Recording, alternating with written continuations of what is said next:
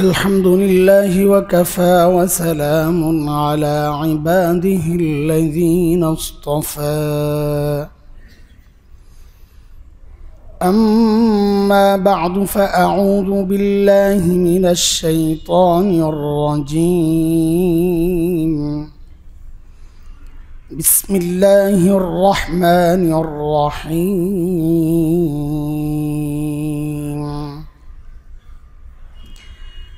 إذ أوى الفتية إلى الكهف فقالوا ربنا آتنا من لدنك رحمة وهيئ لنا من أمرنا رشدا فضربنا على آذانهم في الكهف سنين عددا آمنت بالله صدق الله العلي العظيم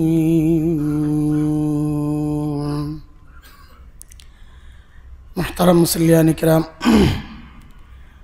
গত জুমায় সূরা কাহফের এই আয়াতটাই আমি তিলাওয়াত করেছিলাম। মূল উদ্দেশ্য ভিন্ন থাকলেও তার ভূমিকার অংশ হিসাবে কিয়ামতের কিছু আলামতের কথা আমরা আলোচনা করছিলাম। আসলে কিয়ামতের আলামত হাদিসে তো অসংখ্য আলামতের কথা বলা হয়েছে। শুধু এতটুকু বুঝেন যে যারা ওই হাদিস পড়ে গবেষণা করে তারা প্রায় সবাই এ ব্যাপারে এখন একমত যে ছোট আলামত যেগুলো আছে, বড় আলামত হচ্ছে দাজ্জালের প্রকাশ, হযরত ঈসা আলাইহিস সালামের প্রকাশ, ইমাম মাহদির প্রকাশ। চূড়ান্ত আলামত হচ্ছে সূর্য দিক পরিবর্তন করা, এগুলা বড় আলামত। কিন্তু এর আগের যে ছোট আলামতগুলো, যার কয়েকটার কথা গত জুমায় আমরা আলোচনা করেছি, এগুলো প্রায় সবগুলোই এখন আমাদের সামনে স্পষ্ট। সে আলামতগুলো এখন প্রকাশ পেয়েই গেছে। সৌদি আরবের মতো জায়গায় বন্যা হবে, এটা কার কল্পনায় আছে? এই মরুভূমির মধ্যে পানি পড়ার সাথে সাথে শুকায়া যায়, যেখানে মানে এতটা পানির চাহিদা জমিনের, মানে এত শুকায়া যায় যে অল্প পানি পড়ার সাথে সাথেই পানিটা নাই হয়ে যায়। সেই জায়গায় কোমর সমান পানি, ঢেউ খেলতেছে, গাড়ি ভাসতেছে। এটা তো একটা অবাক করা বিষয়। এই সাম্প্রতিককালের গত সপ্তাহের কথা। তাও মক্কা, জেদ্দায়। মক্কা তো অনেক উঁচু এলাকা, মূল কাবার যে জায়গাটা এটা একটু নিচু, কিন্তু আশপাশটা অনেক উঁচু এলাকা। এখানে পানি এইভাবে ঢল নামা, এটা তো নবী আলাইহিস সালাতু ওয়াস সালামের সেই যে আলামতের কথা, যে মক্কার পরিবেশ, আরবের পরিবেশ সবুজ হয়ে যাবে, মরুভূমির যে পরিবেশটা থাকবে না, এটা তো অনেক আগের থেকেই একটা চেঞ্জ আমরা লক্ষ্য করতেছিলাম। তারা সবুজায়নের যে প্রকল্প হাতে নিয়েছিল, রাস্তার দুধারে এত গাছ তারা লাগায় এবং এত পরিচর্যা করে, প্রত্যেকটা গাছের গোড়ায় ট্যাপ ফিট করা, সময় মতো পানি ছেড়ে দেয়, সব গাছের গোড়া পানি চলে আসে। কারণ নিচ থেকে পানির সাপোর্ট পায় না, তো ওদের জমিনে এরকম পানি নিচে নাই। তো এগুলো তো স্পষ্ট আমাদের সামনে। ক্ষমতায় মেয়েরা মাকে শাসন করবে, মেয়ে আনতালিদাল আমাতু রব্বাতাহা, হাদিসের শব্দ বাক্য। এর এক অর্থ এটাও করেছেন মুহাদ্দিসিনরা যে মেয়েরা মাদেরকে শাসন করবে। আপনি দেখেন আপনার চারপাশের অবস্থা, এখন মেয়েদেরকে শাসন করা যায় না, ওরাই বরং ঘরওয়ালাদেরকে শাসন করে। বড় মুশকিল হয়ে গেছে। আর বাবা হবে পর, বন্ধু হবে আপন। বাবাকে শত্রু মনে করবে ছেলেরা, যুবকরা। আপনি দেখেন, বন্ধু যা বলে ওইটাই ঠিক, বাবা যা বলে ওইটা ঠিক না। এই যে এক ভয়ঙ্কর অবস্থা চলছে এই সমাজের, আমরা তো তাও ভালো আছি, আল্লাহ শুকর। আলহামদুলিল্লাহ। সামাজিক কালচার এগুলো চিন্তা করলে আমরা অনেক, আল্লাহ তাআলার শুকর, অনেক ভালো আছি এখনও। খুব ভালো আছি তা না, অন্যের তুলনায় এখনও অনেক ভালো আছি তুলনামূলক। আরবের অবস্থা এগুলো বললে অনেকের মন নষ্ট হয়ে যাবে, আরবদের প্রতি ঘৃণা তৈরি হবে, এই জন্য আমরা এগুলো প্রকাশ কম করি। কিন্তু যতটুকু জানি ভয়ঙ্কর অবস্থা। মেয়েদের স্বাধীনতা দিয়েছে, তাদের ড্রাইভিং লাইসেন্স এখন ওকে, তারা চাইলেই গাড়ি নিয়ে বের হতে পারে। এমন এমন অবস্থা এখন সারা দুনিয়ার মধ্যে যে সমস্ত জায়গায় সবচেয়ে বেশি ডিভোর্স হয়, ছাড়াছাড়ি হয় স্বামী স্ত্রীর, এখন শীর্ষ কাতারে সৌদি আরব চলে আসছে। কেমন কথা! শয়তান সবচেয়ে বেশি খুশি হয় এগুলা দ্বারা, স্বামী স্ত্রীর বিচ্ছেদ। এইটাই হচ্ছে এখন সৌদি আরবে। কেন হয়? স্বাধীনতা। সে স্বামীর কাছে থাকলে স্বাধীনভাবে চলতে পারে না, তার সব চাহিদা স্বামীকে ছাড়াই মেটানো সম্ভব। এই জন্যে সে স্বামী ছাড়ছে, বাবা ছাড়ছে। বাবা শাসন করতে পারে না, বাবা কাউকে শাসন করলে সাথে সাথে পুলিশের কাছে খবর চলে যায়। মোবাইল আছে, মোবাইলে মেসেজ দিয়ে দেয় যে আমি আক্রান্ত হয়ে গেছি, আমাকে বাঁচান। পুলিশ আইসে সাথে সাথে বাবাকে ধরে নিয়ে যায়। এমন অহরহ ঘটনা ঘটতেছে, পুলিশ বাবাকে নিয়ে যায়। এই কিছুদিন আগেও আমার এক বন্ধু রিয়াদ থাকে, তো ওদের কাছের এক গল্প শুনছি। এগুলা বলা উদ্দেশ্য তাদের প্রতি ঘৃণা ছড়ানো না, এখনও আমাদের আবেগের জায়গাটা ওই মক্কা মদিনা, সৌদি আরব শুনলেই আমাদের একটা আবেগ কাজ করে। কিন্তু কিয়ামত যে কত দ্রুত চলে আসতেছে, মূল জায়গায় যে হামলাটা হয়ে গেছে এটা বুঝাইতেছি। তো বলে মেয়ে তার বন্ধুকে নিয়ে দুবাই গেছে, মস্তি করবে, সকালের ফ্লাইটে গেছে, বিকেলের ফ্লাইটে চলে আসবে। বাবাকে তো আর বলা লাগে না ঘর থেকে বের হইতে, স্বাধীন এখন তারা। তো কোন কারণে বিকালের ফ্লাইটটা মিস করছে, যেই ফ্লাইট ছিল দুবাই থেকে সন্ধ্যার, ওই ফ্লাইটটা সে মিস করছে, হয়তো আসতে দেরি করছে। ওদের ফ্লাইট তো মিস হয় কম, আবহাওয়া আমাদের মতো এরকম পরিবর্তন হয় না, তো ফ্লাইট মিস হয় কম। ফ্লাইট ধরতে পারে নাই, আসতে দেরি হয়েছে। এই এখন তো আর রাতে ফ্লাইট নাই, এখন কি করবে? এদিক দিয়ে মোবাইলও বন্ধ, বাবা পাচ্ছে না বা মোবাইল রিসিভ করতেছে না, বাবাকে কি জবাব দিবে? রাতে দুবাই ছিল, সকালের ফ্লাইটে আসছে সৌদি। এখন বাবা ধরছেন, সে তো আগের থেকেই মানসিকভাবে একটা দুর্বলতা তার কাজ করতেছিল। মানসিক দুর্বলতা যখন কাজ করে তখন শাসনটা হিতে বিপরীত হয়, খেপে যায়, বেপরোয়া বানায় দেয়। বাস মেয়েকে শাসন করছে, কই গেছিলা, কোথায় ছিল? একটা বাবা, আচ্ছা বলেন তো আমাদের দেশে এটা কি সম্ভব? একটা উপযুক্ত মেয়ে ঘরে একদিন এক রাত নাই, একজন বাবা এটা কিভাবে মানবে? আমাদের বাবা তো মারা যাবে, এমন বহু বাবা আছে, সে পেরেশান হয়ে মারা যাবে। তো উনিও বাবা, তারও পেরেশানি ছিল। সকালবেলা বাবা যখন খুব প্রেশার দিছে, কোথায় গেছিলা, কই গেছিলা, কি করছো, কোনো কথা নাই, বাবাকে কোনো জবাব না দিয়ে পুলিশে মেসেজ দিয়ে দিস। তো আমার ওই বন্ধুরা বলে যে ওদের পাশে, যে আমরা সকালে দেখি পুলিশ বাড়ি ঘেরাও করছে, বাবাকে নামাইতেছে। আরে এই লোক তো ভালো মানুষ, আমাদের সাথে নামাজে মসজিদে দেখা হয়, তাকে কেন গ্রেফতার করা হচ্ছে? পরে পুলিশ তালাশ করে শুনি যে মেয়ের অভিযোগে বাবাকে পুলিশ ধরে নিয়ে যাচ্ছে। এই হচ্ছে সামাজিক অবস্থা। এটা তো সৌদি আরবের কথা বলি, আমাদের আপনজন হিসাবে কিছু খোঁজখবর পাই যে বাবা তালাশ করছেন, এই জন্যে বাবাকে আসামি বানাইছে। কিন্তু অন্য রাষ্ট্রগুলোতে বাবাও তালাশ করে না, অন্য রাষ্ট্রে বাবা তালাশ করে না, কারণ বাবা জানেই তো না নিজের ঘরে যে মেয়েটা নাই, কারণ তিনিও তো ঘরে নাই, বাবাও ঘরে নাই। মেয়ে কোথাও আছে, সে স্বাধীন, সে বুঝ, তার ম্যাচুরিটি আসছে, এখন সে যা ইচ্ছা তাই করবে। এটার নাম বলে স্বাধীনতা, এটার নাম নারী স্বাধীনতা। হায় আল্লাহ, হায় আল্লাহ, এই স্বাধীনতা এটা একটা ভয়ঙ্কর। আমাদের এই সমাজে এই স্বাধীনতা না আসুক, আমরা এটা চাই। আল্লাহ আমাদেরকে ভালো রাখেন। এটা এক ভয়ঙ্কর খবর এগুলা। এখন তো তাই হচ্ছে, আপনি দেখেন ছোট্ট ছোট্ট বিষয়ে মানুষ খুন করে ফেলতেছে, খুন বেড়ে যাবে, এটা তো কিয়ামতের আলামত, বেড়ে গেছে। হত্যাকারীও জানে না কেন তাকে হত্যা করা হয়েছে। হ্যাঁ, আর যে হত্যা করছে সেও জানে না কেন হত্যা করছে। এমন কাজ চলতেছে। এখন কোন কারণে হত্যা করে? চিন্তাই করবে, তুই চিন্তাই করে নিয়ে যা। মানুষকে হত্যা করার মধ্যে কি আছে বলেন? যা দরকার তুই নিয়ে যা। ভয় দেখানোর জন্য ছুরি রাখে, অস্ত্র রাখে, ঠিক আছে, ঠিক আছে, মানে স্বীকৃতি দিচ্ছি না, এটা মানে তাও মানা যায় যে ঠিক আছে, সে ভয় দেখার একটা কারণ তো আছে যে ভয় দেখানোর জন্য রাখছে। কিন্তু যদি আঘাত করার দরকার কি? এই সেই কিছুদিন আগে আমাদের এই হানি ফ্লাইওভারের উপর একজন আলিমকে হত্যা করা হলো মোবাইলটার জন্যে। শুধু একটা মোবাইলের জন্যে একজন মানুষকে হত্যা করা হয়েছে, এটাও দেখতে হয়।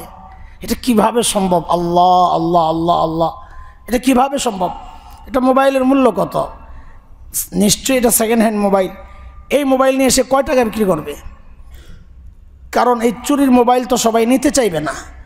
যে নিবে সেও ওই রকম কিছু একটা হবে যার কোনো পরোয়া নাই, বেপরোয়া জীবনযাপন যে করে সে নিতে পারে। তো সে নিবে কয় টাকায় নিবে? দেখা যাবে তার একদিনের নেশার পয়সাটা হয়েছে। তো তার একদিনের নেশার পয়সার জন্যে এইরকম একটা মানুষকে হত্যা করে ফেলবে। গতকালকে আমরা আমাদের যে এক্সপ্রেসওয়ে যেটা পদ্মার মাওয়া থেকে রাতে আসতেছি, তখন বোধহয় 1:30 বাজে সম্ভবত। হঠাৎ দেখি 20-25টা ইয়াং, একদম ইয়াংও বলা যায় না ওদেরকে, মানে কৈশোর মানে পার হইতেছে মাত্র, হ্যাঁ, কিশোর গ্যাং, 20-30টা ছেলে হঠাৎ রাস্তার এই হাইওয়ের মধ্যে, বলেন আছে ওদের কোনো জীবনের পরোয়া? আমাদের গাড়ি ওই হাইওয়ে তো চলতে থাকে, অন্য গাড়ির সাথে তাল মিলে হইলেও 100 চালাইতে হয়, নাহলে অন্যগুলো ওইভাবে স্পিডে যায়, তারা তো আরও স্পিডে যায়। তো আমরা কখনো 100-র উপরে উঠতে দিই না, খালি আমি ড্রাইভারে বলি যে ভাই নিচে নামাও নিচে নামাও। ওরা তো বসলে যেন পারে না 200-তে উঠাইয়া ফেলায়, কখন বাড়িতে আসবে। এইরকম স্পিডে গাড়ি চলছে, এর মধ্যে হঠাৎ 20-30টা রাস্তার মাঝখানে, কি একটা অবস্থা। তো আমাদের ড্রাইভার সে আর গাড়ি একটু স্লো করছে কিন্তু থামায় নাই। থামাইলে কী হইতো আমরা জানি না, কিন্তু আমি অবাক হইলাম যে এরা কারাই, ছোট্ট ছোট্ট বাচ্চা, এদের বাবা মা কোথায়? এরা জানে না তাদের ঘরে সন্তানটা নাই, জানে করার কিচ্ছু নাই, হাতছাড়া হয়ে গেছে। এই ছোট্ট বয়সে এই বন্ধুদের গ্যাং, এই যে গ্যাং মানেই তো বাবা মার অবাধ্য হইয়া বন্ধুকে প্রাধান্য দেওয়া। এটা কেয়ামতের আলামত। এই যত কিশোর গ্যাং দেখেন এগুলো সব কেয়ামতের আলামত। এখন এই ছোট্ট ছোট্ট বাচ্চাগুলো বিভিন্ন বড় বড় অপরাধে জড়ায়া যাচ্ছে। বড় বড় গ্যাং যারা, লিডার যারা, হ্যাঁ, এরা এদেরকে ব্যবহার করতেছে, কারণ মানুষের সন্দেহের দৃষ্টিটা এদের উপর পড়ে না। কী করবে ছোট্ট বাচ্চা? কিন্তু বেপরোয়া, কারণ তার বিবেক নাই যে একটা মানুষকে হত্যা করলে কতজন মানুষের জীবনটা অনিশ্চিত হয়ে যায়, এটা এই অনুভূতিটা তার নাই। সে জানে না সন্তান, বাবা হারানো ওই সন্তানের হৃদয়ের আকুতি সে বুঝবে কোত্থেকে। হ্যাঁ, সে জানে না স্বামী হারানোর ওই আকুতি, মা সন্তান হারানোর সেই ব্যথা সে বুঝবে কোত্থেকে। বড় একটা মানুষের ওই বুঝটা তো আছে, সে একটু চিন্তা করলে করতেও পারে, কিন্তু নেশায় তো আমাদের চিন্তাগুলারও বরবাদ করে দিস। এটাও কেয়ামতের আলামত। নেশার বস্তু ছড়ায়া যাবে, গান ছড়ায়া যাবে, সব কাজের মধ্যে গান। এটা আমি যখন পড়ি তখন মনে হয়েছে সব জায়গায় গান ছড়ায়া দেওয়ার একটা বড় মাধ্যম হইল মোবাইল। কত অবাক লাগে, মসজিদে গান হবে এটাও কি আমরা চিন্তা করছি? অথচ দেখেন মসজিদে গান কেমনে ঢুকছে, কার মাধ্যমে? নামাজে দাঁড়াইছে মুসল্লি সাহেব, এখন ওনার মোবাইল বাইজা উঠছে হিন্দি সিনেমার গান। বলেন আপনার রুচিতে বাদে না? আপনি একজন মানুষের সামনে বসা, যখন রিংটোনটা বাজে, যে মানুষটা শুনছে সে যে আপনার রুচিটা বুঝতে পারতেছে, আপনি বুঝেন না? হ্যাঁ, এটা আপনার খুব ভালো লাগে না? মানে কতটা বেপরোয়া হলে মানুষ ভেতর থেকে মানুষটা কতটা নষ্ট হলে তার বাহিরটাও মানুষের কাছে প্রকাশ পায়, তার কোনো লজ্জা লাগে না। এটা কখন হয়? যখন ভেতরটা নষ্ট হয়ে শেষ পর্যায়ে চলে যায়, তখন বাহিরের অপরাধটা তার কাছে গায়ে লাগে না। আজকে তাই হচ্ছে। আপনি দেখেন কোনো পরোয়া নাই, গান বাজতেছে, কোনো ভালো মানুষ ফোন দিছি, এখন আমার তো আর মোবাইলের রিংটোন নাই, আমি তো রিংটোনই ব্যবহার করি না, আমার অল টাইম সাইলেন্ট থাকে। এটা এক শান্তি, কে কল দেয় কে দেয় না আমি কিচ্ছু টের পাই না। আমার জরুরতের সময় আমি বের করি, যদি দেখি কোনো জরুরি মেসেজ আছে তাহলে ওটার জবাব দিই, রিপ্লাই দিই, নাহলে আমার দরকার নেই ভাই, চলো আমি মোবাইল আমার জরুরতে ব্যবহার করি, বাস আমার যখন দরকার পড়ে আমি বের করি। এই জন্যে আমারে ফোন দিলে আমি বিরক্ত হই না। অনেকে আমারই জিজ্ঞেস করে হুজুর কখন ফ্রি থাকেন, কখন ফোন দিব? আমি আপনার যখন খুশি দেন, আমার কোনো সমস্যা নাই। আপনি রাত্রে 3টার সময় দিয়েন, আমার কোনো সমস্যা নাই, কারণ মোবাইল বাজে তো না, আমার কি সমস্যা? আপনি যখন খুশি দিয়েন। তো অনেকে বুঝে না, তো যখন খুশি মানে সবসময়, আপনি তো সবসময় ফ্রি থাকেন না। হ্যাঁ, যদি ধরি তো মনে করবেন ফ্রি, আর যদি না ধরি তো মনে করবেন বিজি। হিসাব শেষ না? যদি ধরি তো মনে করবেন ফ্রি, যদি না ধরি তো মনে করবেন বিজি, বাস হিসাব শেষ। আমার ফোনটা খুব ইজি আমার জন্য, আমার তো কষ্ট হয় না আলহামদুলিল্লাহ। টিপির অভ্যাসও নাই আলহামদুলিল্লাহ, আল্লাহ শুকর। অনেকের তো এটা একটা নেশা হয়ে যায়, মোবাইলটা হাতে না নিলে মনে হয় যে ভালো লাগে না। আরে টয়লেটে লয়ে যায় মোবাইল, বসে বসে সময় কাটায়। সময়ের মূল্য আছে তার কাছে, যে এই বসে বসে কী করবো। আমাদের বড়রা করতেন হইল টয়লেট ধুইতেন বসে বসে। বদনা হযরত মুফতি শফি রহমতুল্লাহ আলাই লোটাটা ধুইতেন বসে বসে, সময়টা কাজে লাগাইতেন যেন আরেকজন আসলে সে একটু ফ্রেশ পায়, তার কষ্ট না হয়। এটা চিন্তা করে এই আশপাশ ধুইতেন, বসে বসে কাজ করতেন, এই লোটাটা ধুইতেন, অন্যান্য যেগুলো আছে এগুলো পরিষ্কার করতেন, পরিচ্ছন্ন করতেন, যেন পরবর্তী ইউজার যিনি আসবেন তার জন্য কষ্ট না হয়, তার জন্য কষ্ট না হয়। তা আমরাও সময় কাটাই এখন। কেউ তো মাশাআল্লাহ এই জিনিস নিয়ে যায়, শয়তানের লেজ না, ওইটা নিয়ে নিয়ে বসে বসে টানে। মানিজ্যতের ব্যাপার, বাচ্চাদের সামনে খুব দায়িত্বশীল বাবা, সুবহানাল্লাহ, খুব দায়িত্বশীল বাবা। সন্তানরা টের না পায়, কিন্তু সন্তানরে দেখানো থেকে আপনি রুকলেন।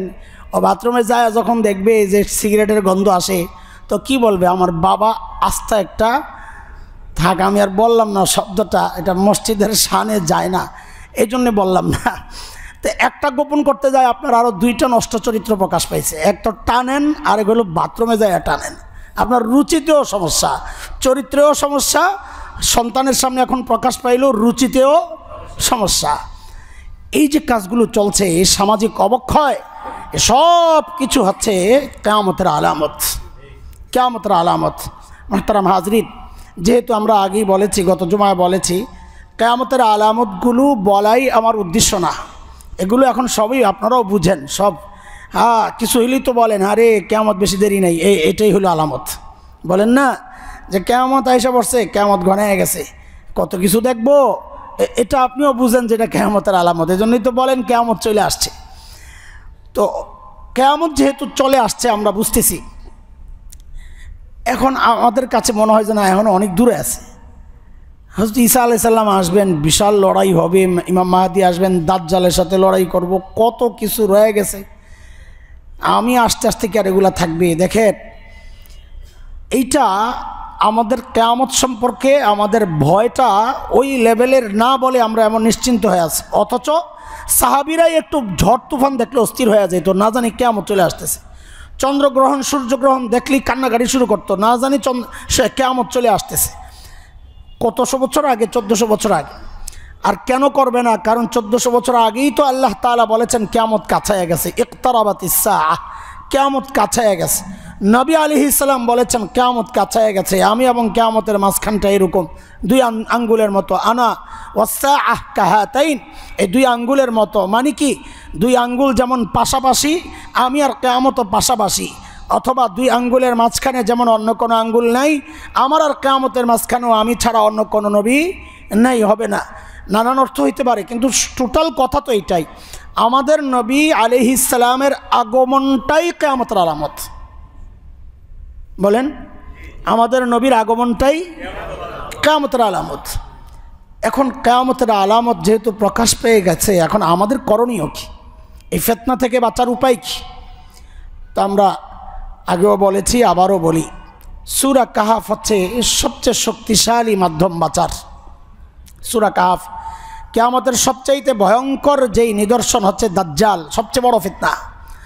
মানুষের ইতিহাসের, এই দুনিয়ার সবচেয়ে বড় ফিতনার নাম হচ্ছে দাজ্জালি ফিতনা। দাজ্জালি কারণ হচ্ছে কি জানেন, শয়তানি ফিতনা চলতেছে, কিন্তু আমরা শয়তানকে না দেখার কারণে ওই ফিতনাটার আমাদের জন্য এতটা আশঙ্কা আতঙ্কের না। কারণ আমার কাছে অস্ত্র আছে, আমার কাছে অস্ত্র আছে, আমি এটা ব্যবহার করলেই শয়তান দূর হয়ে যায়। আউযুবিল্লাহ পড়লে, লা হাওলা পড়লে, জিকির করলে শয়তান দূর হয়ে যায়। হ্যাঁ, ফালাক নাস, আয়াতুল কুরসি, এগুলো আমার কাছে অস্ত্র আছে। দাজ্জাল যখন আসবে তখন পরিবেশটাই এমন হবে যে এই অস্ত্র ব্যবহার করার মতো অবস্থা আমার থাকবে না। আমার ঈমান থাকলে না আমি অস্ত্র ব্যবহার করব। কিন্তু পরিবেশ তো এমন হয়ে যাবে যে আমার ঈমানই থাকবে না, আমি আয়াতুল কুরসি পড়ব কখন? এই জন্য ওই ফিতনাটা সবচেয়ে বড় ফিতনা হচ্ছে দাজ্জালি ফিতনা। দাজ্জালি ফিতনা যে খুব কাছাকাছি, এটা আপনাদেরকে কেমনে বুঝাবো? আমরা না বুঝলেও দাজ্জালের দোসর যারা, ওরা ঠিকই জানে। ওরা দাজ্জালের জন্য সর্বোচ্চ প্রস্তুতি ওরা নিচ্ছে। এমনকি দাজ্জাল যেই জায়গা থেকে যেই জায়গা দিয়ে পালানোর চেষ্টা করবে, আপনারা শুনলে অবাক হবেন, বলে কেমন কেমন লাগে। হ্যাঁ, ওই জায়গায় ইসরায়েল তাদের সবচেয়ে শক্তিশালী বিমানবন্দর বানাচ্ছে, শুনছি আরও বহুত আগে, হয়তো এখন কমপ্লিট হয়ে গেছে। কেন? দাজ্জাল ধাওয়া খাইলে যেন এখানে আইসা বিমান দিয়ে দূরে চলে যেতে পারে। হযরত ঈসা আলাইহিস সালাম ধাওয়া করলে যেন বিমান উঠা যেতে পারে। বাস মাকড়সার পরিকল্পনা, মাকড়সা করবেই। হ্যাঁ, আল্লাহ তাআলা কোরআনে মাকড়সার উদাহরণ দিছেন না? হ্যাঁ হ্যাঁ, মাসালুল্লাযীনা ইত্তাখাযু মিন দুনিল্লাহি আউলিয়া কামাসালিল আনকাবুত ইত্তাখাযাত বাইতা। যারা আল্লাহ ছাড়া অন্য কাউকে বন্ধু বানায়, তারা নিজেদের শক্তিটাকে অনেক কিছু মনে করতেছে না? তো মাকড়সার মতো। মাকড়সা, আল্লাহ বলেন কিসের মতো? মাকড়সার মতো। বলি ইত্তাখাযাত বাইতা। দেখেন, বাড়ি বানাইছে, ঘর বানাইছে মাকড়সা। এটারে হালকা শব্দেও বলা যেত বানা বাইতা। আরবি, এটা একটা আরবি, বানা বাইতা। সে ঘর বানাইছে। কিন্তু আল্লাহ তাআলা বানা বাইতা বলেন না। এটা মানে এই পেজটা আপনারা সাধারণ মানুষ বুঝবেন না, এতটুকু বুঝেন। আল্লাহ বলেছেন ইত্তাখাযাত বাইতা, মাকড়সা তার মজবুত ঘর বানাইছে, খুব শক্তিশালী তার ধারণায়। কিন্তু আল্লাহ বলতেছেন ওয়া ইন্না আওহানাল বুয়ুত লাবাইতুল আনকাবুত, জগতের সবচাইতে দুর্বল ঘরের নাম হচ্ছে মাকড়সার ঘর। মাকড়সায় তো এখন এই বাসা বানায়া যেই দেখে যে মশা আটকায়া যায়, মাছি আটকায়া যায়, সে তো বলে বাপ রে বাপ, আমার আয়রন ডোম তো খুব মারাত্মক। মাকড়সার আয়রন ডোম সব ক্ষেপণাস্ত্র আটকায়া দেয়। তা আমরাও তো মনে করতেছি বাপ রে বাপ, ইসরায়েল যেই মাকড়সার জাল ফিট করছে সব মশা মাছি আটকায়া যায়, ঠিক না? তা আল্লাহ মাকড়সা বাসা বানাইছে, বানাক। আমাদের ঘরে কত মাকড়সার বাসা আছে না, কিন্তু আমরা তো ভাঙি না। মাঝে মাঝে মেহমান আসলে, ঘরে কি আসবে, যখন মেহমান আসবে তখন এই মাকড়সার জাল ভাঙ্গার জন্যে সেনাবাহিনী খবর দেওয়া লাগবে না যে আপনাদের অত্যাধুনিক অস্ত্র দিয়ে আইনে আমার বাড়ি চারদিক দিয়ে ঘেরাও করেন। একটা যুদ্ধ বিমান পাঠাইয়া দেন, বলে কেন? বলে মাকড়সার জাল ভাঙতে হবে, সরাইতে হবে। তখন কি করে? হালকা একটা ঝাড়ু লইয়া আস্তে একটা বাড়ি দেয়।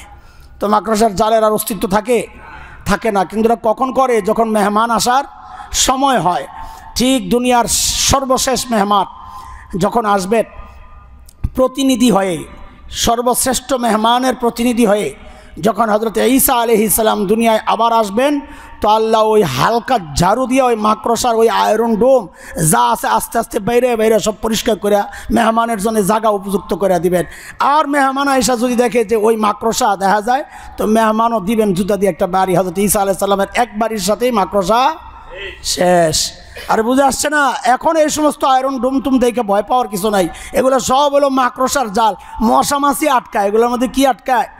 মশা মাছি আটকায়। তুই আটকায় থাক, মশা মাছি আটকায়, যা পারস কর। এখন মনে মনে খুশি মাকড়সায়, দেখছো আমি সুপার পাওয়ার, আমার এই আয়রন ডোমের মধ্যে সব আটকায়া যাচ্ছে। আল্লাহ তুই যা আটকানোর আটকা, আমার মেহমান যখন আসবে আমি ঝাড়ু দিয়ে বাড়ি দিয়ে তোরে শেষ করে দেবো। ঠিক আছে না? ইনশাআল্লাহ। এখন ওই ঝাড়ুর অপেক্ষায় আছি আমরা, ইনশাআল্লাহ। তো আমিও যেন মাকড়সার সাথে যাই আর তার জাল বুড়ার মধ্যে সহযোগী না হই, এই জন্যে আমাদেরকে সতর্ক থাকা। মুহতারাম হাজরিন, দাজ্জালি ফিতনা এক ভয়ঙ্কর ফিতনা। দাজ্জালের যারা সহযোগী তারা প্রস্তুতি নিচ্ছে, সর্বোচ্চ প্রস্তুতি নিচ্ছে। আমাদের চূড়ান্ত লড়াইটা হবে ইহুদিদের সাথে, মুসলমানদের। দাজ্জাল ইহুদিদের মধ্য থেকে আসবে, দাজ্জালের সহযোগী ইহুদিরা হবে। সর্বোচ্চ শক্তি নিয়েই সে আসবে। তার এখন যে শক্তি দেখতেছে এগুলো কিছুই না, ভয়ঙ্কর শক্তি আল্লাহ তাকে দিয়ে রাখছেন। ভয়ঙ্কর শক্তি সে দেখাবে, মৃতকে জীবিত করতেছে। মৃতকে, আচ্ছা বলেন কেমন লাগবে আপনার দেখলে? আপনার মাকে জীবিত করে ফেলাইছে, কেমন লাগবে আপনার? হ্যাঁ, খোদা দাবি করবে যে দাজ্জাল, এর বড় প্রমাণ দিবে আপনার মাকে জীবিত করে। তো আপনি বলবেন আল্লাহ তাকে ক্ষমতা কেন দিলেন? আল্লাহ তাকে ক্ষমতা দেন না, এটা ধোঁকা। সে যেহেতু জিন্নাত শয়তানরাও তার সঙ্গী হবে, সে ওই শয়তান একটাকে আপনার মার সুরত দিয়া আপনার সামনে পেশ করবে। আপনি মনে করতেছেন মা, আসলে আপনার মাও না, ওটা শয়তান, এটা জিন। আমরা মা এসে আপনার সামনে বলবে বাবারে আমি মুসলমান হইয়া বড় বিপদে পড়ছি, তুই এই বিপদে পড়িস না, তুই এই বসের সাথে থাক, এই বসের সাথে থাক। কেমন লাগবে আপনার? আপনি দেখবেন সারা দুনিয়া থেকে খাবার উদাও হয়ে গেছে। আপনি দেখেন আজকে আমাদের যত বড় বড় কোম্পানি আছে, বিশেষ করে নেসলে, ইহুদিদের, ওরা যদি এখন আপনার শিশু খাবার বন্ধ করে দেয়, আপনি এখনই তো ঈমান হারা হয়ে যাবেন। আমাদের যে অবস্থা এখন, তো দাজ্জালের পুরোপুরি প্রভাব সৃষ্টি হয় নাই, কিন্তু তার দোসররা সারা দুনিয়ায় তাদের কর্তৃত্ব এমনভাবে ছড়াচ্ছে, গুগল তাদের সিস্টেমটা নষ্ট করে দিয়েছে, আপনার সব শেষ হয়ে যাবে। আপনি কতটা তাদের নির্ভর হয়ে গেছেন খেয়াল করছেন? হ্যাঁ হ্যাঁ, গুগল তাদের সিস্টেমটা বন্ধ করে দিল। ওরা এগুলো সব ইহুদিরা নিয়ন্ত্রণ করে, ওরা ওদের সিস্টেম বন্ধ করে দিবে। আপনি কি করবেন? তা আপনার সব তথ্য প্রযুক্তি যা আছে, আপনার ডকুমেন্টস যা আছে, সব গায়েব। নাই, কি করবেন? কিচ্ছু করার নাই। আপনাকে যদি বলা হয় সব এখন নিয়ে নিব, অথবা তুমি আমাকে মানো, আর ওটা তো অনেক বড় অফার। এদেশের বহু পোড়া কপাল তো এমন আছে, ছোট্ট ছোট্ট অফারেই সে কাত হয়ে যায়।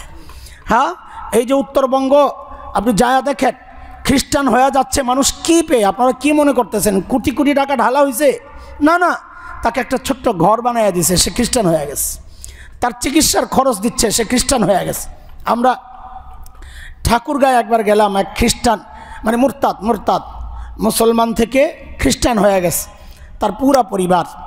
গেলাম তাকে দাওয়াত দিতে, সকালবেলা একদম শীতের সকাল। তো তার উঠানে সে আমাদেরকে খুব ইজ্জত করছে, তার উঠানের মধ্যে বসতে দিছে, তার মা, তার স্ত্রী সবাই আসছে। তো তাকে জিজ্ঞেস করছি, আপনি খ্রিস্টান কেন হইলেন ভাই, কেন হইলেন? তো সে তার দুঃখের কথা বলতেছে যে আমার মেয়েটা ধর্ষিতা হলো, আমার মেয়েটা ধর্ষিতা হলো, তার মুমূর্ষ অবস্থা, আমার এই মুসলমান ভাইরা কেউ আমার দিকে আগায় নাই।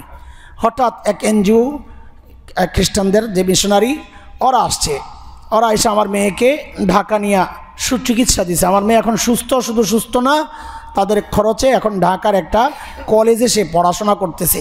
সে এখন অনেক বড় শিক্ষিত হবে, সে আমাদের পুরা ফ্যামিলিকে সে আগায় নেবে, এরকম একটা অবস্থা, সে খুশি।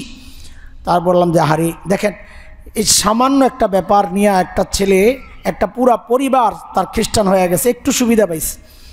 একটা হসপিটাল আছে যারা দিনাজপুরে আছে, এই যে এক ছেলে আসছে দিনাজপুর থেকে, মাঝে মধ্যে আসে, জুমা পড়ে আবার চলে যায়। এই এক আজিব পাগল, এটা ওই রাতে চলে আসে, আবার রাতের গাড়িতে চলে যাবে। তো ওদের এলাকা একটা জায়গা আছে পার্বতীপুর দিনাজপুরে, সেখানে একটা হসপিটাল আছে, ল্যাম্প হসপিটাল। আমরা গিয়েছি, হসপিটাল ভিজিট করেছি। তো তারা তো আমাদেরকে দেখাইছে, ঘুরাইছে, হসপিটালের কর্মকর্তাদের সাথে বসছি, তাদের সামনে বাইবেল টেবেল সব আছে, আমরাও কথা বলতেছিলাম। তো একটা পর্যায়ে তারা বুঝছে যে মুশকিল এদের সাথে কথা বলা, আমাদের থেকে কোনো রকমে কেটে গেছে। এরপরে শুনছি আমার বিরুদ্ধে মামলা দেওয়ারও চেষ্টা তারা করছিল, পরে আর আগায় নাই। জিনিসটা কিভাবে এটা শেষ হয়েছে, তো ওখানে যায় আমরা দেখেছি কি জানেন, চিকিৎসা দিচ্ছে তাদের মতে, তাদের যে যীশু খ্রিস্ট কাল্পনিক যে মূর্তি আছে, ক্রোশের মধ্যে মূর্তি ঝুলায় রাখছে, ওইটা একটা ওদের এবাদতখানার মতো আছে, ওখানে বিশাল একটা মূর্তি আকৃতি। তাদের কাছে হযরত ঈসা আলাইহিস সালামের মূর্তি, নাউযুবিল্লাহ। হযরত ঈসা আলাইহিস সালাম আসবে কোথা থেকে? তাকে তো আল্লাহ আসমানে উঠায় নিয়েছেন। এটা হচ্ছে আমাদের আকীদা, কোরআনের কথা।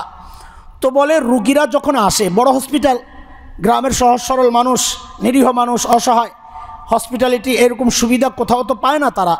তো এই বড় হসপিটাল সবাই জানে। তো তারা যখন চলে আসে, আসার পর মুমূর্ষ অবস্থা, বিশেষ করে যে সমস্ত মায়েদের বাচ্চা হবে অবস্থা, এই মায়েদের চিকিৎসার জন্য তারা অস্বীকার করে যে না, যীশু খ্রিস্টের অনুমতি না থাকলে আমরা চিকিৎসা দিতে পারবো না। তুমি যা আগে বলো তাকে, যা আমাকে অনুমতি দেওয়া হোক, তুমি আমাকে ভালো করার ব্যবস্থা করো, তুমি যা বলো, তারপরে আমরা চিকিৎসা শুরু করব।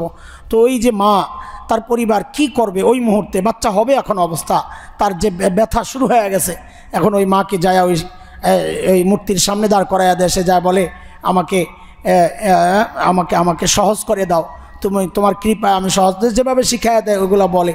সে তার ইমানটা হারাচ্ছে, কি করবে বিপদের সময়। শুধু তাই না, এমনও আমরা জঘন্য অভিযোগ পেয়েছি যে সাধারণ চিকিৎসা যেগুলো আছে এগুলো সঠিক ওষুধ তারা প্রয়োগ করে না। ইচ্ছা করেই আপনার হয়েছে জ্বর, আপনাকে দিবে পেটের ওষুধ, পেট সমস্যার ওষুধ। তো আপনার তো জ্বর ভালো হচ্ছে না, বলে না না ভালো হবে না, তুমি যাই আগে যিশুর প্রার্থনা করো, তাইলে জ্বর ভালো হয়ে যাবে, তাইলে তোমার রোগ ভালো হয়ে যাবে। তো চিন্তা করে এত লম্বা সময় আমি অসুস্থ, তো কি করব? তো যায় ওই যিশুর সামনে যায় প্রার্থনা করে, আমাকে সুস্থ করে দাও। আসার পরে তাকে অরিজিনাল ওষুধ দেয়, সে ভালো। তখন তার মনের মধ্যে ওইটা আগে তো বলছে চাপে পড়ে, এখন তো তার বিশ্বাস জন্মাইছে, যারে তাই তো দেখলাম এতদিন আমার রোগ ভালো হয় না, এখন যায় বললাম আমার রোগ ভালো। এইভাবে হাজার হাজার না, দায়িত্ব নিয়ে বলছি আপনাদেরকে, দায়িত্ব নিয়ে, কেউ চ্যালেঞ্জ করার সাহস নাই তাদের, আমরা দায়িত্ব নিয়ে বলছি, সংখ্যাটা হাজার হাজার না, এমন লক্ষ লক্ষ মুসলমানকে তারা খ্রিস্টান বানাচ্ছে। তাও কি জানেন, একটা ধোঁকা দেওয়ার জন্যে তাদেরকে নতুন একটা নাম দিছে তারা, কি আমরা ঈসাই মুসলমান। আমরা কি ঈসাই মুসলমান? আবার এটা কোন জিনিস দেখছেন অবস্থা? আল্লাহ বলেন আল্লাহর কাছে ধর্ম হিসাবে একমাত্র ধর্ম গ্রহণযোগ্য কোনটা? এটা তো আপনারা জানেন, এটা কোরআনের আয়াত। আল্লাহ নিজে বলেছেন অন্য কোনো ধর্ম আল্লাহর কাছে গ্রহণযোগ্য না। তো সেখানে আবার ঈসাই মুসলমান দুইটার সমন্বয়, এই সিস্টেম তো দুনিয়ায়, এটা এই অফার তো দিছিল মক্কার কাফেররা, যে কিছু আপনি আমাদেরটা মানেন, আমি আপনাদের কিছুটা মানি, দুইজনে মিলে জিলে চলি। তো সূরা কাফিরুন নাজিল হয়েছে যে না না না, খামাখা আমারটাও আপনারা মানবেন না, এটা মুখের কথা, আপনাদেরটাও আমি মানব না, ঠিক আছে যান, আপনারটা নিয়ে আপনি থাকেন, আমারটা নিয়ে আমি থাকি। তখন ওই যে আল্লাহ তাআলা বলছেন লাকুম দীনুকুম ওয়ালিয়া দিন। আফসোস আফসোস, এই সমাজের মানুষ এটারে বানাইছে ধর্মনিরপেক্ষতার দলিল। দেখেন অবস্থা, যে আপনার দিনও ঠিক আছে, আমার দিনও ঠিক আছে, লাকুম দীনুকুম ওয়ালিয়া দিন মানি এটা, আপনার দিনও ঠিক আছে, আমার দিনও ঠিক আছে, লা হাওলা ওয়ালা কুওয়াতা। বরং এটার অর্থ হইল আপনিও আমারটা মানবেন না, আমিও আপনারটা মানব না, যারটা নিয়ে এসে পড়ে থাকুক। এটা হইল ভিন্ন ধর্মকে অস্বীকার করা। আর আমরা অর্থ বানাইছি লাকুম দীনুকুম ওয়ালিয়া দিন, মানে আপনারটাও ঠিক আছে, আমারটাও ঠিক আছে। এই চিন্তা কেউ করার সাথে সাথে তার ঈমান চলে যাবে। আপনারা যারা ধর্মনিরপেক্ষতায় বিশ্বাস করেন, যারা ধর্মনিরপেক্ষতার আওয়াজ উঠান, নিজেদের দলের মূল বক্তব্য যাদের এইটা, যার যার ধর্ম তাই ঠিক আছে, আল্লাহর কসম খায়া বলি একজনের ঈমান থাকবে না, একজনেরও ঈমান নাই, থাকবে না মানে কি নাই, চলে গেছে। ধর্মনিরপেক্ষতার অর্থ যদি আপনার কাছে এইটা হয়, সব ধর্মই ঠিক আছে, এবং অর্থ যে এইটাই নেন, তার প্রমাণ হইল মাঝে মাঝে সব ধর্মের লোক একসাথে দোয়া করেন। মানিটা কি? মানিটা কি কি বুঝাইতে চান? সব ধর্মের মানুষ একসাথে দোয়া করে, আর দোয়ার দায়িত্বটা আবার দেয় আমার মতো কোনো মৌলবীরে। সুবহানাল্লাহ, কি আস্থা ভরসা! ওই মৌলবী হইল ওই সবগুলার মধ্যে সবচেয়ে বড় শয়তান। যে মৌলবী ওদেরকে নিয়ে একসাথে দোয়ার হাত উঠায়, ওই মৌলবী এটা মৌলবী না, এটা দাড়ি টুপিওয়ালা আস্থা একটা কাঁচা শয়তান। ইসলামী হুকুমত কায়েম থাকলে ওই মৌলবীর কল্লা ফালাইয়া দেওয়া হইতো। হযরত সালাউদ্দিন আইয়ুবী রাহিমাহুল্লাহ, সুলতান সালাউদ্দিন আইয়ুবী রাহিমাহুল্লাহ, কুদুস বিজেতা, জানেন তো না? 3000 মৌলবী হত্যা করছে। 3000, কয় হাজার? 3000 মৌলবী হত্যা করছে। কেমন লাগে শুনতে, তাই না? কিন্তু তখনকার মানুষ তো প্রতিবাদ করে নাই। এটাকে ইতিহাসে আজও পর্যন্ত কোনো নিকৃষ্ট কাজ হিসাবে উল্লেখ করা হয় নাই। কেন হয় নাই? কারণ ওই যাদেরকে হত্যা করছে ওরা মৌলবী একসাথে না, মৌ আলাদা, লুবি আলাদা। বুঝেন নাই? মৌলবীরে ভাগ করেন, মৌ আলাদা, লুবি মানে কি? মৌ লুবি, মজা চাই, মজা খালি মৌ চাই, মৌ, মৌ বুঝুন তো, মধু আর কি, মধুর লুবি, মৌলবী না এটা। আর ওই যে দরবেশ, দরবেশ এটা হইল ধরে বেশ, কি ও দরবেশ নাও কি বেশ ধরছে, বেশ ধরছে, মৌলবীর বেশ ধরছে, এ শয়তান। সবগুলো ভণ্ডপীর, সব এই ইহুদি খ্রিস্টানদের দালাল, এগুলা ভেষ ধরে ধরে উম্মতের ঈমান নষ্ট করতেছে। এই জন্যে এই সবগুলোর কাছে আসল মৌলবী যারা, তারা হইল শত্রু। সমস্ত বাতিলের 1 নম্বর শত্রুর নাম হচ্ছে দেশের আলেম ওলামা। সব বাতিলের টার্গেট আলেম ওলামা। কেন? ওই যে গোমর ফাঁস করে দেয়, আপনাদেরকে যে চোখে আঙ্গুল দিয়ে ধরায়া দেয়, দেখায়া দেয়, বুঝায়া দেয়, এই জন্য আলেমরা ভালো না। সমস্ত বাতিলের টার্গেট হচ্ছে জাতিকে আলেম থেকে বিচ্ছিন্ন করা। আফসোস, যাদেরকে ভালো মনে করি এখন তারাও এটার টার্গেট বানাইছে, তো তাদেরকে আমরা এখন বাতিল বলবো না তো কি বলবো? বাতিল চেনার এটা একটা উপায়। যারা আলেমদের থেকে সাধারণ মানুষকে বিচ্ছিন্ন করতে চায়, চোখ বন্ধ করে সিদ্ধান্ত নিতে হবে, এটা বাতিল। মোহতারাম হাজরিন, অবস্থা ভয়ঙ্কর। আপনি আপনার সমাজ, আপনার পরিবার দিয়ে আপনি চিন্তা করেন সময়টা কোথায় আছে। আপনিও তো আপনার বাবা মায়ের আন্ডারে চলেছেন না? মুরব্বীরা বলেন, আমাদের একটা জিন্দিগি গেছে না? এই জেনারেশন গ্যাপটা কত, এখনও তো গ্যাপ হয় নাই। 2 জেনারেশন এখন, খালি প্রথম জেনারেশন দ্বিতীয় জেনারেশন, এই 2 জেনারেশনের পার্থক্যটা একটু নিজেই চিন্তা করেন। আমি নাম বলবো না, বাংলাদেশের এক শীর্ষ বুজুর্গ আলেম, ধরেন আমরা শীর্ষ বুজুর্গ কাদেরকে মনে করি এদেশের? হযরত শামসুল হক ফরিদপুরি। দেশ স্বাধীনের পর যারা এদেশের শীর্ষ, এরা আগে তো আরও অনেক ছিলেন, সেটা ভিন্ন। দেশ স্বাধীনের পর যাদেরকে আমরা শীর্ষ মনে করি, হযরত শামসুল হক ফরিদপুরি রহমতুল্লাহ আলাই ছিলেন, হযরত হাফিজ হুজুর রহমতুল্লাহ আলাই ছিলেন।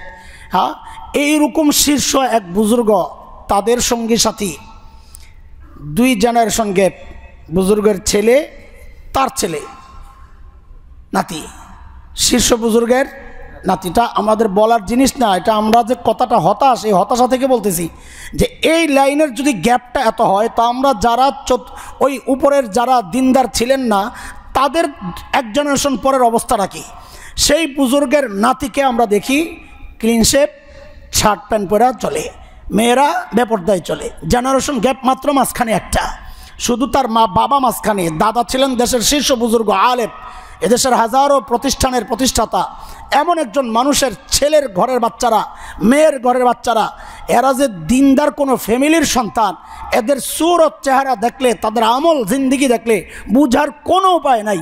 এই যদি হয় অবস্থা, তো আমাদের যাদের দাদারা আলেম না, যাদের দাদারা বুজুর্গ না ছিলেন না, সাধারণ মানুষ ছিলেন, হয়তো নামাজ রোজা করতেন, হয়তো করতেন না, তাদের ছেলেদের ছেলেরা অবস্থাটা কি হইতে পারে? এটা কি হইতে পারে? এটা আপনারা প্রত্যেকে নিজের ঘরের হালত দেখলেই তো বুঝেন, আমার তো বলার দরকার নাই। জেনারেশন গ্যাপটা কত। এক সময় আমরা লালবাগ ওদিকের থেকে আসলে নীলক্ষেতের কাছে এসে রাস্তার ওই পারে চলে যেতাম, আমার স্পষ্ট মনে আছে। রাস্তার ওই পারে চলে যেতাম, ছোটোবেলার কথা বলতেছি, ধরুন 80 দশকের মাঝামাঝি বা শেষ দিকের কথা। ওই পারে চলে যেতাম, তখন তো রাস্তাঘাট খালি থাকতো, যারা কাছে এই লম্বা সময় এখানে আছেন তারা জানেন। ওই পারে চলে যেতাম, কেন এদিক দিয়ে হেঁটে আসতে লজ্জা লাগতো। ওই যে বলাকার সামনে দিয়ে আসা লাগবে, বলাকার সামনে দিয়ে হাঁটা লাগবে, মানুষ কি বলবে, তো রাস্তার ওই পারে চলে যেতাম। এখন বাচ্চারা যে আসা যাওয়া করে, এটা আমরাও কিছু মনে করি না, মনে করার কিছু নাই। কারণ এখন বলাকা সিনেমা হল তো ফ্লপ, কারণ তাদের পকেটে 3টা করে বলাকার সিনেমা হল, 3 পকেটে 3 বলাকার সিনেমা, বরং আরও ভয়ঙ্কর অবস্থা। এখন সিনেমা হলগুলো তো ফ্লপ, তো কে যায় এখন সিনেমা হলে সিনেমা দেখতে? একদম সমাজের লো কোয়ালিটির যারা, তারা যায়। আপনারা, আমি তো জানি না কি অবস্থা এখন চলতেছে, কিন্তু মনে হয় না কোনো ভালো মানুষ যায়। কারণ আগে তো আমরা দেখতাম এদিক দিয়ে আসা যাওয়ার সময় পুরা এলাকাটা ভিড় থাকতো, মানুষ ঢুকার জন্যে মারামারি গণ্ডগোল দেখতাম। কই এখন তো এরকম কিছু চোখে পড়ে না। হ্যাঁ, আল্লাহ আল্লাহ আল্লাহ আল্লাহ, পরিবর্তন হয়েছে, তাই না? কি মনে করছেন মানুষ সব আল্লাহ আল্লাহ হয়ে গেছে, এখন সিনেমা দেখে না? এটা মনে করতেছে লা হাওলা ওয়ালা কুওয়াতা ইল্লা বিল্লাহ। এখন ওই সমস্ত সিনেমা তারা খায় না, কারণ তার চেয়ে আরও অনেক গভীরে তারা চলে গেছে। এগুলো আর এখন ভাল লাগে না। এইরকম পর্দাওয়ালা সিনেমা তাদের ভাল লাগে না। এত পোশাকওয়ালা সিনেমা দেখার সময় আছে নাকি এখন? আমি আর কি বলবো আপনাদের কাছে, ঠিক না? এত পোশাকওয়ালা সিনেমা দেখার সময় এখন না। এখন পোশাক কাটছাটের সময়, পোশাক ছাড়া জীবজন্তুর জিন্দিগি এখন চলতেছে। এখন ওইটার সময় আমি কেন ওই সমস্ত পোশাকওয়ালা সিনেমা দেখব? জেনারেশন গ্যাপ বলছি, কত দ্রুত পরিবর্তন হচ্ছে সমাজ। এগুলো সব কিয়ামতের আলামত। করণীয় কি বলেছি, এটাই হচ্ছে আমাদের মূল উদ্দেশ্য। ওই যে সূরা কাহাফের যে আয়াত আমরা তিলাওয়াত করেছি, এটার অনেক মতামত, সুনিশ্চিত কোনো বক্তব্য আজও পর্যন্ত কোনো মুফাসসির দিতে পারেন নাই যে আসহাবে কাহফ, ওই গুহাবাসী অঞ্চলটা কোনটা, সদস্য কত, সময়টা কখন, কোন বাদশা জালিমের আক্রান্ত হওয়ার ভয়ে তারা গুহায় আশ্রয় নিয়েছিল, কোনোটাই সুনিশ্চিত না। তবে 3টা মত যদিও পাওয়া যায় বড় বড় মুফাসসিরদের। একটা হচ্ছে গ্রানাডায় ওই সময় বলতো গর্তানা, স্পেনের গ্রানাডা, ওখানে একটা এরকম গুহায় পাওয়া গেছে কিছু মানুষের হাড্ডিগুটি, লাস্টার হাড্ডিগুটি পাওয়া গেছে, অনুমান করা হয় ওইটা একটা। কিন্তু অথচ ইমাম কুরতুবী রহমতুল্লাহ আলাই তো ছিলেন স্পেনের কর্ডোবা। ইমাম কুরতুবী ওই সময় ছিল কুর্তুবা, আর কি শব্দ চেঞ্জ হয়েছে, কর্ডোবা। ইমাম কুরতুবী স্পেনের মানুষ হইয়াও ওই মতটাকে প্রাধান্য দেন নাই, তার মানে ওইটা একেবারেই সুনিশ্চিত না। আরেকটা পাওয়া যায় পাট্টাজে শহর, রোম, ইটালি, ওখানের কথাও কেউ কেউ বলেছেন।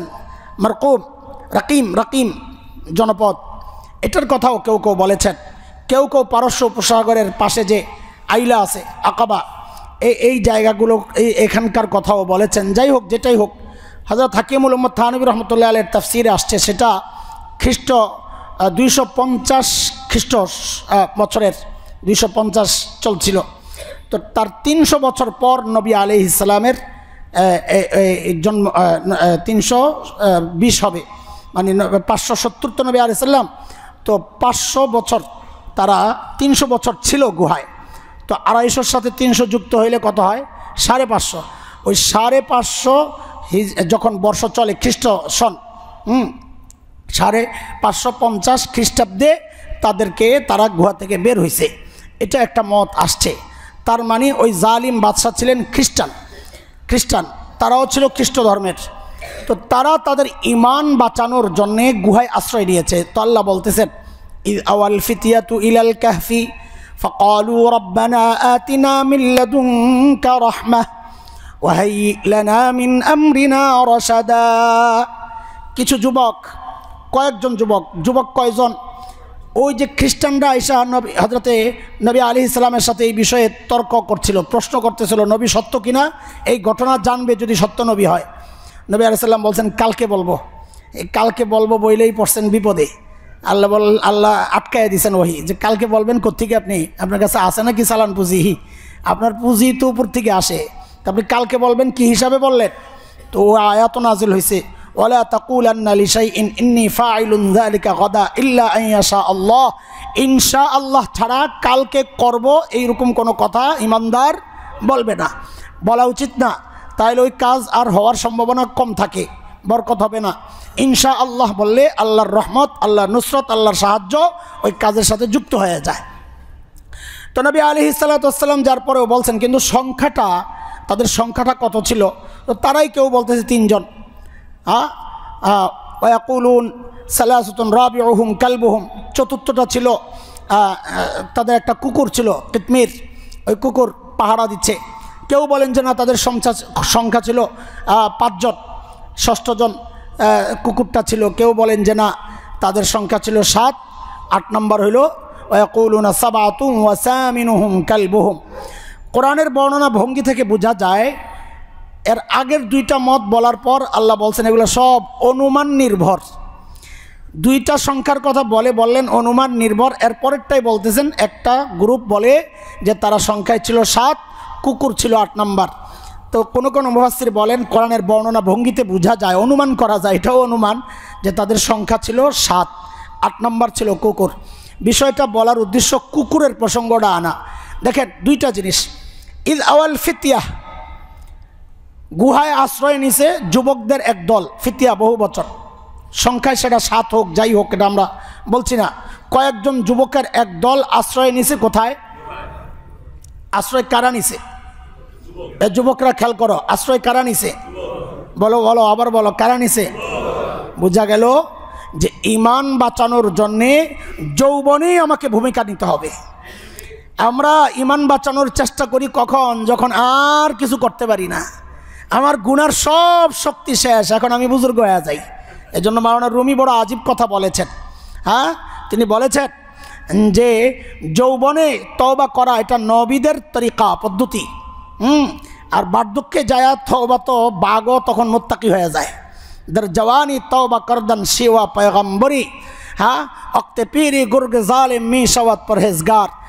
যে বার্ধক্যে যায়া একটা বৃদ্ধ বাঘ যার দাঁত নাই, তার ছোবল দেওয়ার শক্তি নাই, সেও তখন মুত্তাকি হয়ে যায়। না, মুত্তাকি যৌবনে হওয়া, মুত্তাকি এটা হচ্ছে নবীদের গুণ। এই জন্য সমস্ত যুবকদেরকে বলতেছি, ভাই ভালো হও তো এখন থেকেই শুরু করো ইনশাআল্লাহ তাআলা। আলহামদুলিল্লাহ, আল্লাহ শুকর, আমাদের যুবকদের মধ্যে একটা পরিবর্তনের সুবাতাস বইছে। বিশাল একটা অংশ নষ্ট হচ্ছে যেমন ঠিক, কিন্তু এই নষ্টদের বিরুদ্ধে তারা উল্টা স্রোতের উপর দাঁড়ায়। আমার তো মাঝে মাঝে খুব অবাক লাগে, আফসোস লাগে, যাহারে এই ইউনিভার্সিটিতে পড়া, এই ইউনিভার্সিটির কত নষ্ট, কত রকমের ছেলেপেলেদের সাথে একই রুমে থেকে একসাথে লেখাপড়া, মেয়েদের সাথে তাদের থাকতে হয়, পড়তে হয়,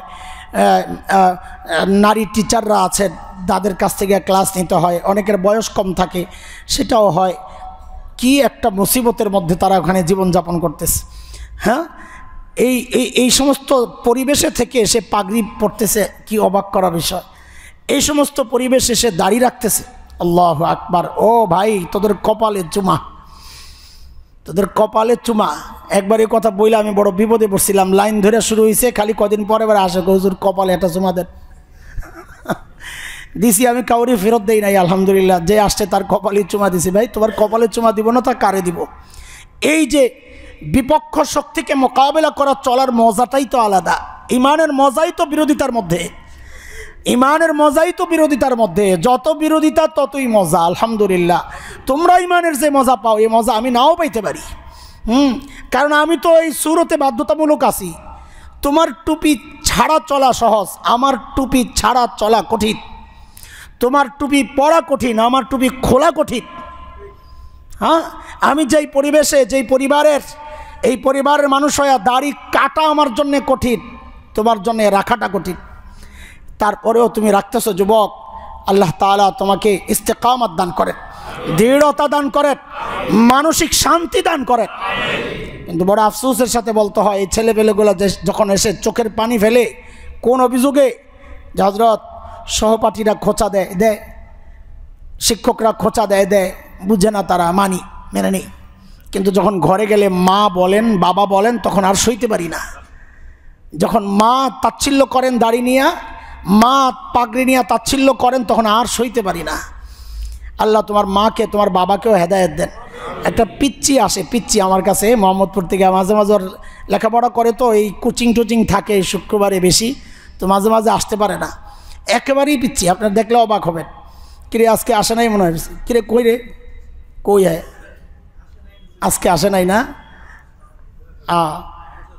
দেখা হয়েছে তোমার? আচ্ছা, দেখা হয়েছে বলে। আসে কোথাও চিপাচা ভাই, ও মিস করে কব, মোহাম্মদপুর থেকে আসে। তো মাঝে মাঝে আইসা বলে হুজুর দোয়া করেন। তা আমি বুঝি ও কী দোয়া চায়। সাধারণত মারা একটু নরম হয়, বাবারা একটু গরম হয় এসব লাইনে, কিন্তু ও আইসা বলে আমার মা বেশি গরম আমার উপর, আমি নষ্ট হয়ে গেছি নিয়ে তাদের মাথা ব্যথা, এই শুধু আপনাদের কাছে আসি, এই দিনের সুরত ধরছে, এটা নিয়ে তার মার অনেক কষ্ট। আমার পোলাটা গেল বরবাদ হয়ে, আহারে মা, আহারে মা, আহারে মা, আহারে। তারপরে আপনাদেরকে আরও শোনাইছি, একটা ছেলে এখন দূরে চলে গেছে, এই জন্য আসতে পারে না, তাও ছুটে আসে, মাঝে মাঝে যোগাযোগ রাখে। সালমান নাম, সালমান। এমনি আসলে নাম ছিল তন্ময়, আমরা ওই তন্ময় ডাকতাম, কিন্তু সে দেখি যে কষ্ট পায় তন্ময় ডাকলে, তো সালমানই ডাকি। মুসলমান হয়েছে, এক ভাই এক বোন, বোনও মুসলমান হয়েছে, ও মুসলমান হয়েছে, কিন্তু আজও পর্যন্ত 2টা বাচ্চা হয়ে গেছে তার, আজও পর্যন্ত মা বাবা এখনও অমুসলিম, মানে হিন্দু রয়ে গেছে। আলহামদুলিল্লাহ, আমি তাকে উৎসাহ দিয়া যে মন ভেঙে না যায়, এখন পর্যন্ত সে মা বাবার সমস্ত খরচ সে বহন করতেছে। আমি এটা করো, এটা মা, এটা বাবা, এই হক আলাদা, তুমি করবা তুমি পাইবা, বাস। এখনও সে তাদের সাথে সুসম্পর্ক রেখে চলে। জেনেছেন বাবা অনেক পরে জেনেছেন, মা অনেক আগের থেকেই জানেন। মার ইচ্ছা মুসলমান হওয়া, কিন্তু ওই যে পুরা ফ্যামিলি থেকে বিচ্ছিন্ন হয়ে যাবে, বাবা থাকা অবস্থায় বাবা খুব কঠোর বাবা। তো আমাকে বলতেছে যে হুজুর আজকে রাত্রে একটা ঘটনা ঘটছে, খুশি হয়ে বলতেছে। কি ঘটনা ঘটছে? যে রাতে ঘুমায় আসি, তো বাবা রুমে ঢুকছে, কাপড় টাপড় ঠিক করে দিতেছে, তো এটা তার খুশি যে আমার বাবা এখনও আমার প্রতি একটু দরদ তার আছে। বাবা থাকবে না কেন? বাবা তো বাবা না, মা থাকবে না কেন?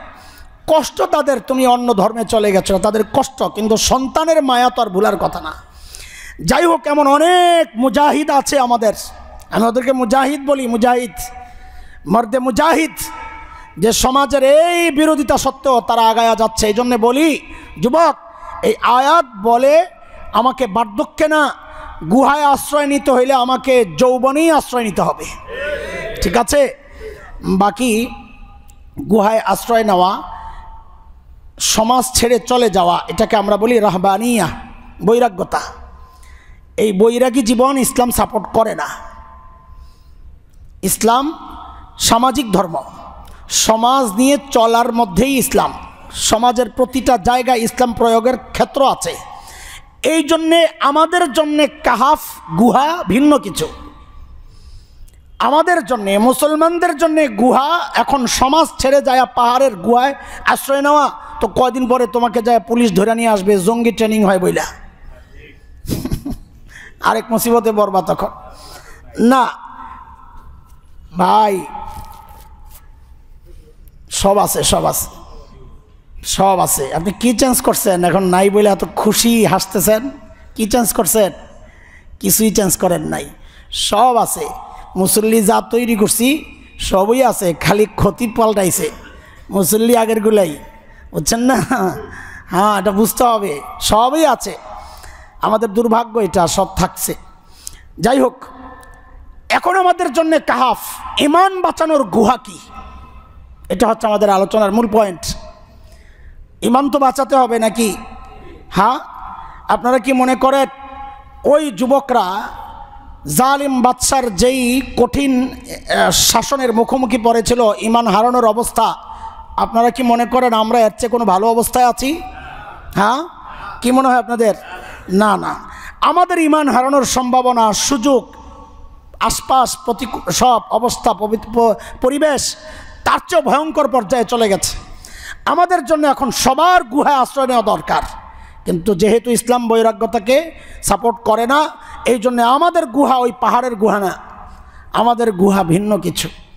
এই সময়ের জন্যে আমাদের কাছে আমাদের উপলব্ধি, তিনটা মজবুত গুহা আছে, তিনটা মজবুত গুহা। আমরা আহ্বান করব এই তিন গুহার যে কোনো এক গুহায় যায় আপনারা আশ্রয় নেন। দুনিয়ার সব কাজ আপনি চালান, আপনার সমাজ ব্যবস্থা আপনার মতো চলুক, আপনার রাজনীতি আপনার মতো চলুক, আপনার চাকরি, আপনার সার্ভিস, আপনার ব্যবসা সব চলুক, কিন্তু এই তিনটা গুহার সাথে যোগাযোগ রাখলে আশা করি সমস্ত ফিতনা থেকে বাঁচাটা আপনার জন্যে সহজ হয়ে যাবে ইনশাআল্লাহ তাআলা। সেই তিন গুহার এক গুহার নাম হচ্ছে দাওয়াত ও তাবলীগের মেহনত। আপনারা সাধারণ মানুষ যারা, আপনাদের কাছে মনে হচ্ছে যে এত ফিতনা, দাওয়াত ও তাবলীগ, এত গণ্ডগোল, কই যাব? আপনি বাংলাদেশে রাজনৈতিক দল কয়টা? অনেক। তাও রাজনীতি করেন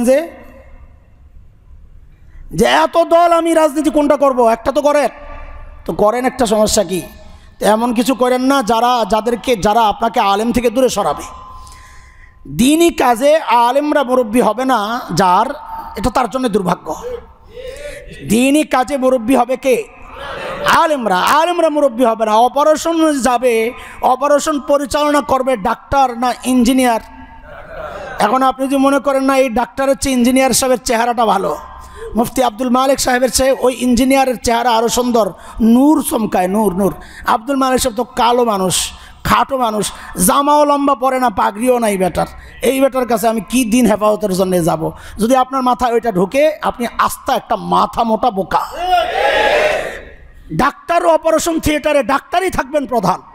যদি অপারেশন থিয়েটারে ডাক্তারই প্রধান থাকেন, দিনের সমস্ত কাজে আলেমরাই থাকবেন প্রধান। এর ব্যতিক্রম হওয়ার কোনো সুযোগ নাই। যদি আপনি মনে করেন সুযোগ আছে, আপনি বিভ্রান্ত। আল্লাহর হস্তে হাতে পায়ে ধরা বলি, আপনারা সাধারণ মুসল্লি যারা কলকাঠি যারা নাড়ছে, লড়াই আমাদের তাদের সাথে, আপনাদের সাথে আমাদের কোনো লড়াই নাই। এখানে সাদপন্থী কেউ থাকেন, আছেন, আমাদেরকেও মহব্বত করেন, আমি জানি, অনেককে চিনি।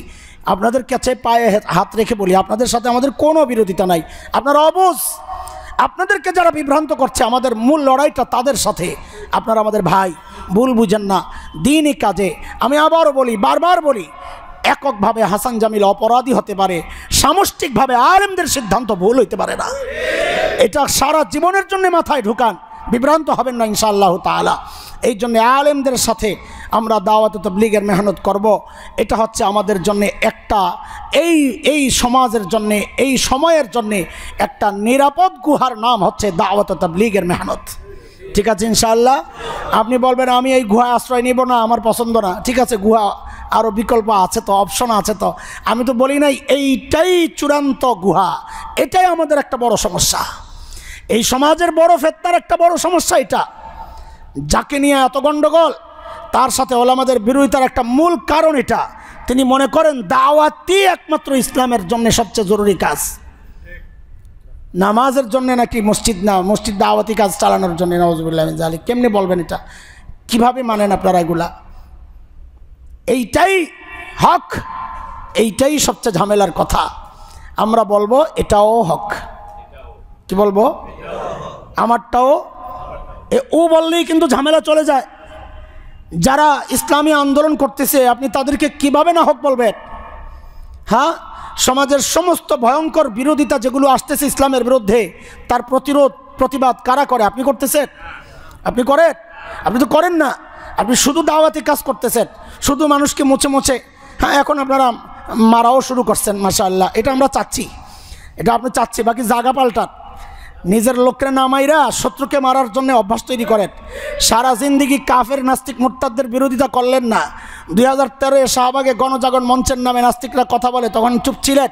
এখন ঠিকই লাঠি নিয়ে আলেম পিটাইতে যান। এইটা স্বভাবটা ঠিক আছে, প্রতিবাদ করার মানসিকতা তৈরি হোক, এটা আমরা চাই। কিন্তু আঘাতটা আপন মানুষের না, আঘাতটা করতে হবে ইসলামের শত্রুর উপর। ঠিক আছে না? ইনশাআল্লাহ এই চেতনা লালন করেন। চেতনা তো ভালো, কিন্তু জায়গাটা একটু চেঞ্জ করেন। আঘাত কাকে করবেন সেই মানুষটা আগে নির্বাচন করেন।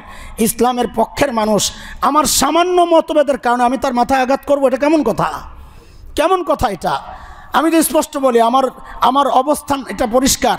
বাংলাদেশের জামায়াতে ইসলাম আমি করি না, তাদের সাথে আমাদের অনেক মৌলিক কিছু বিষয় আমাদের মত পার্থক্য আছে। তাই বলে একটা ভাই জামাত ইসলাম করবে আমি তার সাথে মারামারিতে লেগে যাব? এটা আমার কাজ? হ্যাঁ, আল্লামা সাঈদী রহিমাহুল্লাহ মজলুম হয়ে তিনি দুনিয়া থেকে বিদায় নিয়েছেন। এখন আমি উচ্ছ্বাস প্রকাশ করব? আমার মতো এরকম পিশাচ আর দুনিয়ায় নাই যে আল্লামা সাঈদের এই মৃত্যু দেখে যে কষ্ট পায় নাই। কেন এটা? অথচ আমাদের সাথে একটা মৌলিক কিছু বিষয় বিরোধিতা ছিল। সেটা কয়টা?